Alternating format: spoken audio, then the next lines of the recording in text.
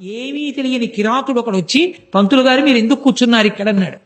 విడిచిపెట్టట్లేదని ఆయన అన్నారు. కింద మనుష్యుడు పైన సింహం ఆయన కోసం అన్నాడు. అది ఈ అడవిలో ఉందా అన్నాడు. ఈ అడవిలో ఉంది అన్నారు. అయితే నేను తీసుకొస్తానులేండి, దానికి తపస్సు ఎందుకన్నారు. ఆయన నవ్వి అన్నారు, నువ్వు తీసుకురాగలవా అన్నాడు. రేపు రాత్రిలోగా తీసుకురాకపోతే నా ప్రాణాలు విడిచేస్తాను పంతులు గారు, సరేనా? అయ్యో బాబోయ్, వీడు లేనిపోని ప్రతిజ్ఞ చేస్తున్నాడని అలాగే లే అన్నాడు. ఇక ఆ కిరాతుడు అరణ్యంలో తిరుగుతూ నరసింహం, కింద నరుడు పైన సింహం, కింద నరుడు పైన సింహం అంటూ చూస్తున్నాడు అడివంతా. మరునాడు సాయంకాలం ప్రదోష వేళ అయిపోయింది, కనపడలేదు.